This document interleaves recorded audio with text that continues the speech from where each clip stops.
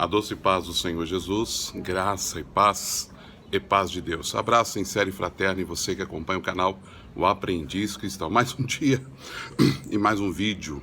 A proposta está em Neemias, capítulo de número 2, primeiro versículo. E no ano de Nissan eu estava perante o rei Artaxerxes, e eu peguei o vinho e fui servi-lo, como fazia costumeiramente, mas o meu semblante estava triste.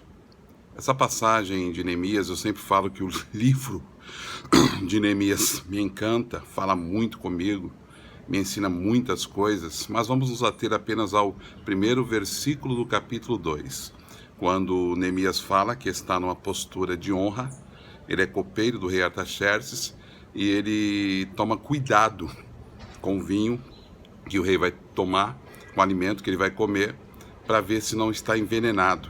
Primeiro, Neemias bebe para depois dar ao rei. E quando ele dá o vinho ao rei, já passou por ele, é como se ele dissesse, viva ó rei. Ou seja, o rei vai viver após esse copo de vinho, deixando claro que Neemias tinha uma estima para com o rei, nunca lhe daria algo envenenado, nunca lhe daria algo mortífero. E eu quero falar nesse vídeo sobre inimigos internos.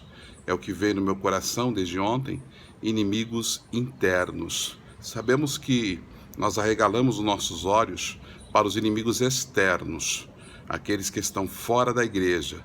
Temos os olhos de coruja, os olhos estalados, para olhar para aqueles que são de outras religiões, de seitas, de heresias, e a gente se arma, a gente se blinda, a gente se protege, se cerca de alguma maneira, mas nós não damos a atenção devida aos inimigos internos. E os inimigos internos são os piores. Eu quero te lembrar que a Bíblia diz que o joio cresce junto com o trigo. Então nem todo mundo na igreja é trigo. Existe ali o joio. E o joio que está querendo te persuadir para o erro, te persuadir para fazer a coisa errada, equivocadamente, transgredir a lei.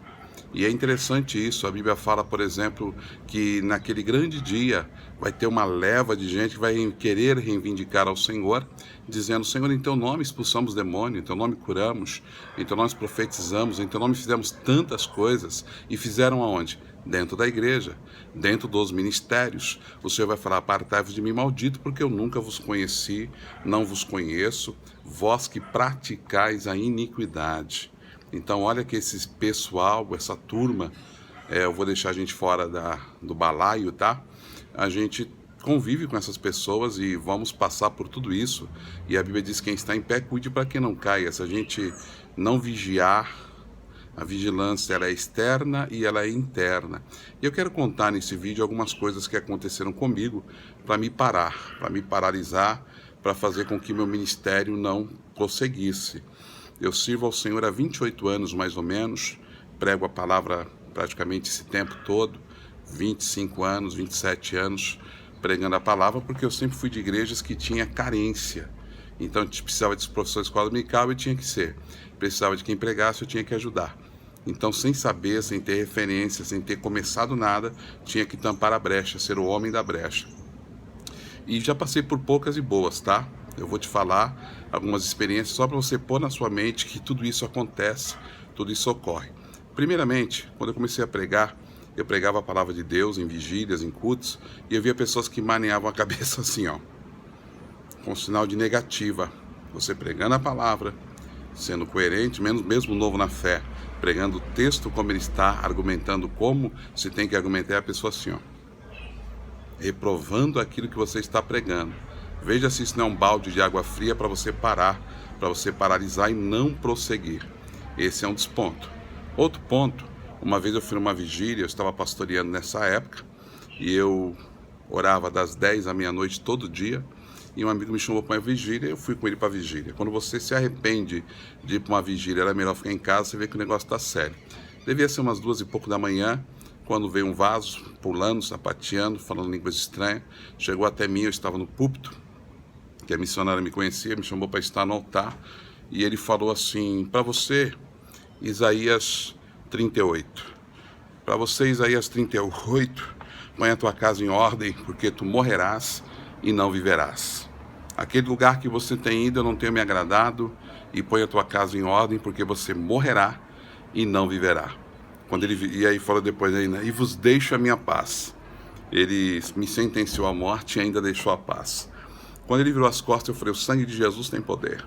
Repreendi na hora, a missionária me deu uma chance, pedi que todos me olhassem, ele não me olhava.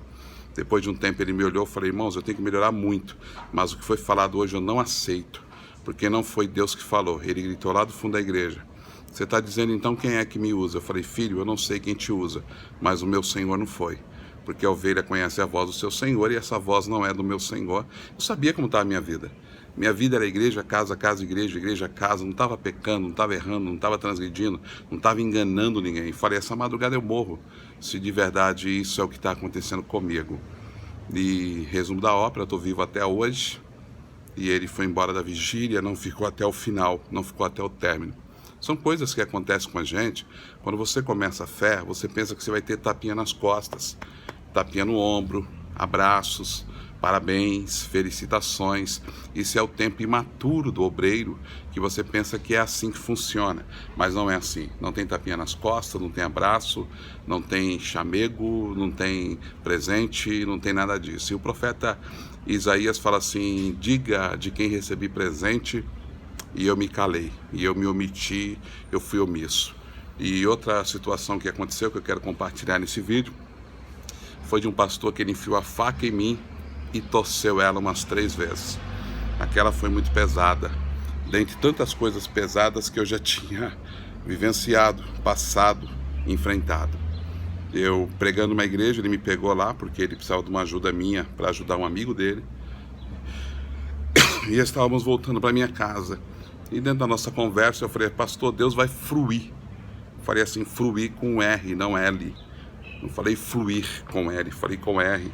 Deus vai fruir o que o Senhor precisa, vai dar vitória e vai entrar na causa e vai ser só vitória. Aí ele falou assim, fruir, fruir, fruir, ficou repetindo. Aí ele falou assim, irmão Wagner, alguém já te falou para você fazer aula de português? Aí ele falou assim, porque o povo lá da igreja comenta. Ele não falou que era coisa dele. Ele falou, o povo da igreja comenta que Deus te dá umas revelações boas, mas você fala muito errado português. E você precisava fazer um curso, uma aula e voltar a estudar. Até ele já estava me esfaqueando, né? Porque quando a pessoa fala para nós melhorar, a gente entende quando é pro bem, quando é pro mal. E ali eu sentia que era pro mal, sentia que não tinha um desejo correto, que era o inimigo mesmo, que estava na vida dele me afrontando. E eu falei, não, pastor, mas eu não tenho estudo mesmo, não tenho condição para isso ou para aquilo, e eu faço o que tem que fazer. É o que está ao meu alcance, é o que é possível ser feito. O que não dá para fazer, não dá para ser feito mesmo. E vamos fazendo dentro do nosso possível. O que tiver para fazer, a gente faz. O que não der para fazer, a gente se omite, né? Não tem como fazer. Aí comentei isso com ele. Aí ele chegou e falou assim, não, porque o povo comenta comigo, porque dói te ouvir. Aí foi a hora que ele virou a faca. Dói te escutar. Meus irmãos, eu fui pregar em 6 congressos depois dali. Eu me lembro que quando eu ia pregar, antes de pregar, vinha ele na mente, vinha ele no pensamento. Dói te ouvir, dói te ouvir, dói te ouvir. E aquilo me matava, aquilo me prendia, me sufocava, me estrangulava. Mas eu continuei. Deixei para lá porque eu entendo que na igreja há pessoas que precisam de mim lá. O pastor pode errar comigo, o ministério pode errar comigo, alguém pode errar comigo, mas eu não posso errar com os outros. Eu falo que eu não tenho problema nenhum com Judas, a não ser que eu seja o Judas. E se eu não for o Judas, está tudo feito. Tudo isso que eu estou contando para você de experiências é para você ver o que acontece com a vida de um obreiro. E até hoje eu sigo, faço. Quem gostar de mim me convida de novo, quem não me gostar não me chama. Normal, sou vacinado nisso aí. É o que Deus tem para nós hoje aqui no Aprendiz Cristão, tá bom? Então siga. E Neemias fala que até profetisa falsa foi paga para tentar pará-lo. Então vai tentar Satanás fazer de tudo para te parar, te paralisar, te neutralizar, mas continue, prossiga, avance, vá adiante. Deus é contigo. Beijo no teu coração e até o próximo, o Aprendiz Cristão.